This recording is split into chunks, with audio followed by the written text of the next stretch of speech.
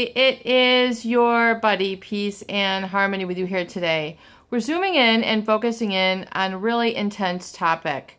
And I'm inspired to talk about this as a result of a conversation and kind of understanding very closely and intimately about how this is a influence or impact in one's life and really sets up a feeling of disconnect, pain, isolation, feeling ignored, feeling meek, weak, or unattractive, undesired, unwanted, and really a feeling of being severed or like you don't belong. And it's a very, very challenging feeling, and it's a terrible thing to have to go through when you are in a relationship with kind of someone who is more so intense, so extreme of a narcissist. They tend to really sort of use their always a leg up, a bigger than everything, bigger than now ego. No matter what you do, it's always going to be dimmed in their eyes. They're always going to give a comment, a sneer,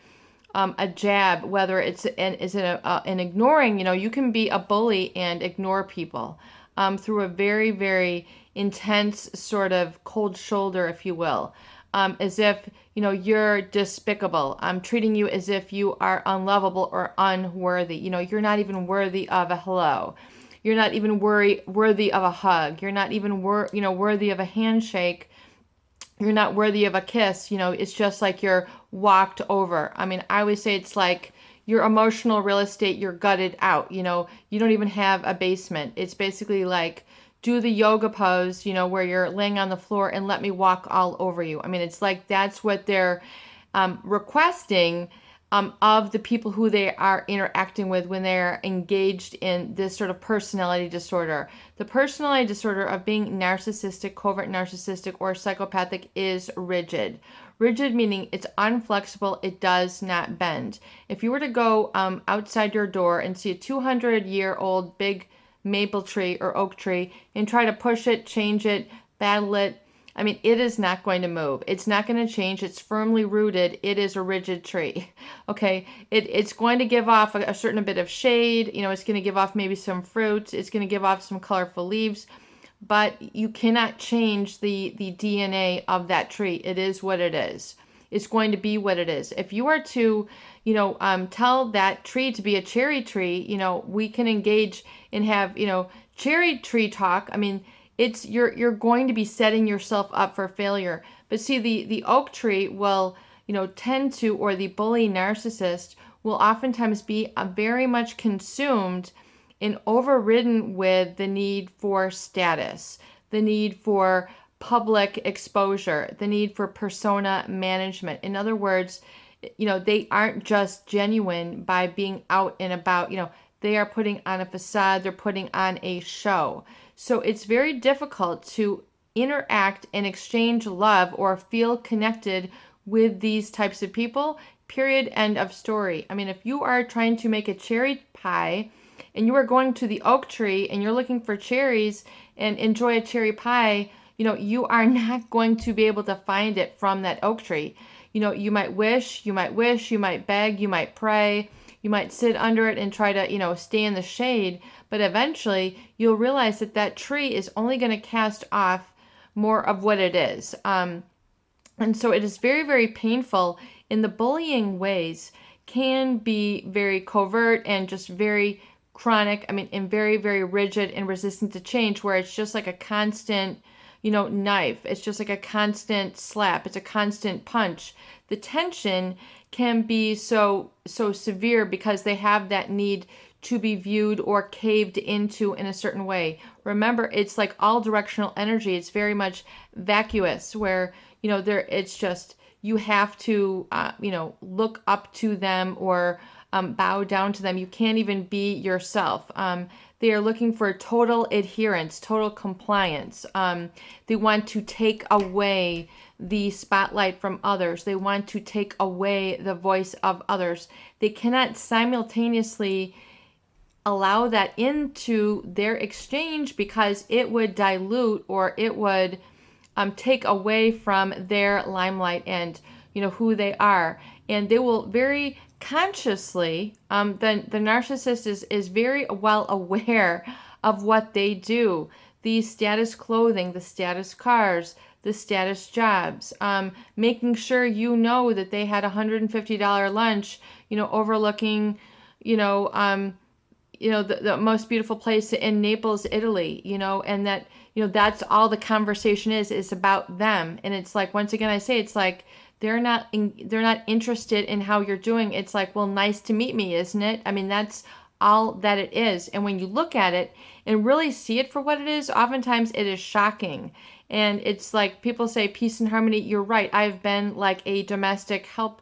People feel like they've been a domestic help keeper for this narcissist. They call themselves an indentured servant. So it's kind of like you have been in this servile position, not living your passion, not living your joy, not surrounding yourself with the activities, events, people, an opportunity to exercise yourself in that way, because you're constantly under the guillotine. You're constantly under the tension and the barrage of the minimizing, the insults. That's the bullying can be very very covert when it's a very sort of we are ignoring you, like, everybody's shoulder is out, and it's like, well, you just came all this way and you're not even going to say hello. I mean, it's so blatantly obvious that it's almost laughable. But it's very difficult to try to work through feelings when you are in the midst of a covert blowout, or you're in contact with them. It's very difficult while you're in the midst. It's like going to battle and then realizing, well, I should have brought, my arrow. I should have brought some hiking boots, because this terrain is really tough, and to get through it, I should be prepared. So if you go into a narcissistic exchange with a bully and you're not prepared, you need to learn to be prepared. If you decide and are determined to stay in contact with such types of individuals, which is your choice, why one would want to be barraged and insulted, you have to ask yourself, is this pleasurable for me? Is this worthwhile? Is this good for me? Or is this taking, a lot of energy out of me, and is it causing me a lot of anguish, and I'm feeling like I'm not fulfilled, I'm not respected, and I can't just enjoy that part. And it's part of the denial that they seek to give people, because it is a very sort of sick pleasure that they take from seeing others shut down. They get a laugh at it. It's like playing a video game. If you've ever seen video games with the people who are, I'm very nonviolent, but if you ever see these people who play these games and they get to this, they have a pleasure at knocking down others or knocking through walls or whatever it is at those video games. The narcissist has kind of a sick pleasure of the same way. It's like, look how weak she is. I mean, but it's like this. It's more like they do the kicking. Look how hurt she is. Kick. Look how hurt she is. And then they're saying, look how good we are. Or they don't have to, exchange and reflect back any sort of strength to you, because that would be hurtful to them. Any sort of dilution of that, any admission would bring them down. It would take them out of their ego. It would bring them into their heart, where they do not, the narcissist and the psychopath, where, the psychopath definitely, they don't live in that heart where you are existing, where you are feeling, where you are seeing, where you are sensing. They are not. They are all up here in the head. They are thinking, planning, cognitively saying hi without saying hi energetically with their heart. So it's all about, persona management, public facade management, and it's very difficult. Some people on the channel even say impossible to have a relationship with these people. And if, so that it can be very much, and I always think of it like this, really next to a bully, anyone looks meek.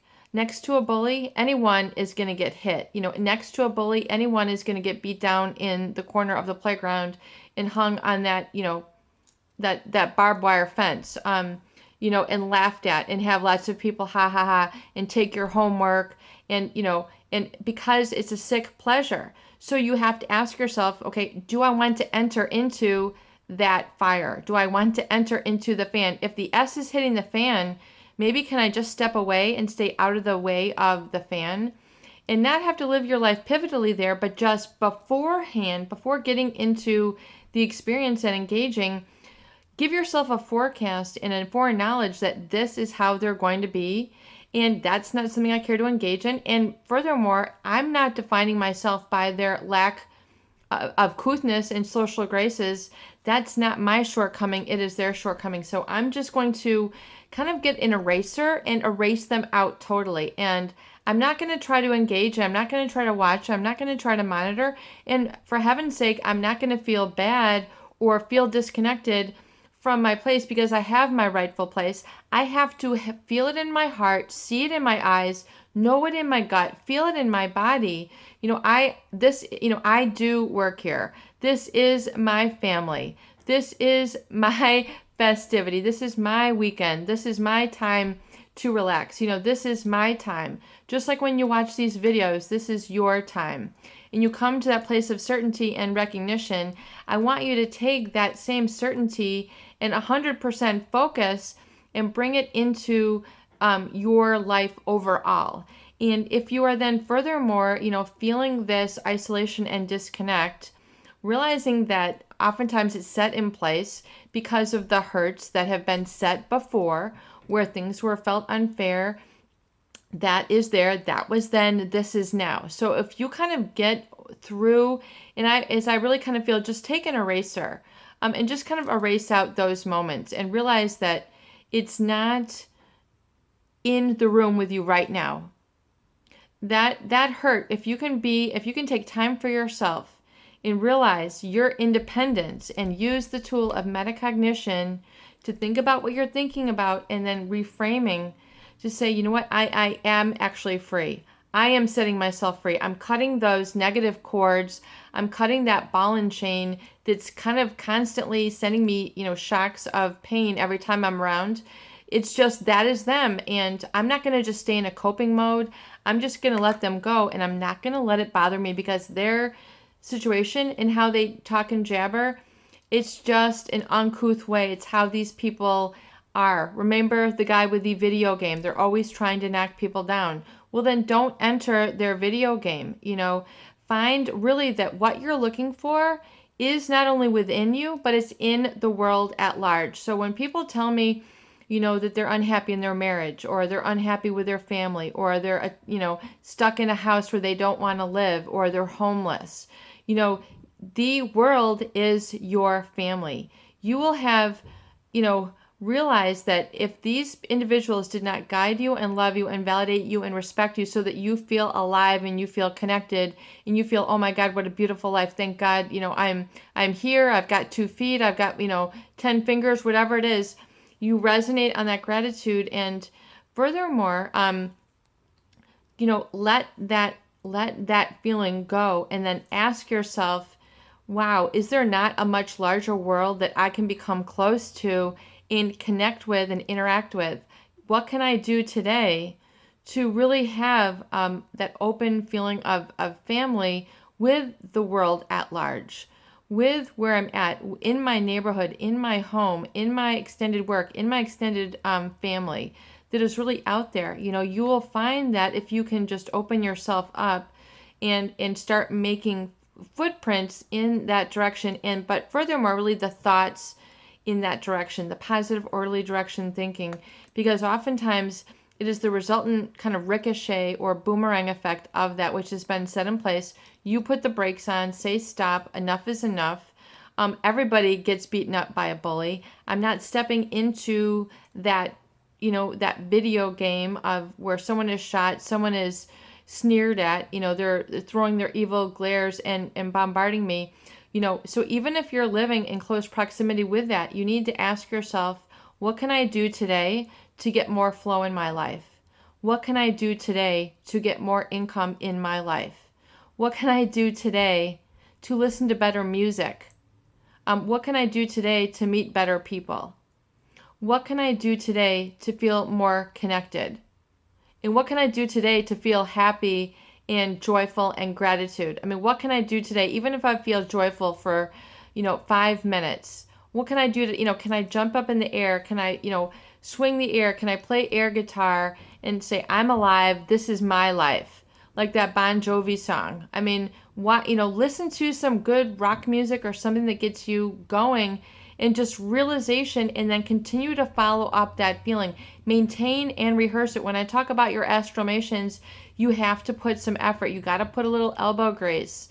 This is my life. And then you need to shout that out and let it really flow into your body and really begin to feel it, move along with the statement. This is my life, and begin to break through those barriers, whether you can't move in your garage, you can't move in your car, you can't move in your basement, you've got clutter, then get it out. This is my life. I'm freeing up the air. If you have to move, you have to move. I mean, it's, chances are, things are making, things blooming in your life. What can you do today to get to where you want to be, where you really feel lucky? What have you seen during, the course of this week where you said, God, I really wish I could have that. I really wish I could do that. I really wish I could be that. What can you do today to be that? What can you do today to feel that? What can you do today to see that and incorporate that in your life today and tomorrow? What can you do today to bring that in and bring that experience closer? And what can you do every day to keep that going little by little? And you need to reaffirm. You need to, use what we call internal dialogue. You not like, oh, I'm hearing voices, but I am alive. This is my life. I choose to be happy. Abraham Lincoln, I choose to be happy. It's not based on, how the weather is or how the food is or how the lighting is. I am happy. It's an internal state which should be chronic and ongoing. Your happiness should be there. So it's a certainty that you can always turn to, regardless of what bullies there are in life who have ignored you, regardless of what, selfish narcissists who have only talk about themselves and they don't really know you, so you feel like you don't really matter.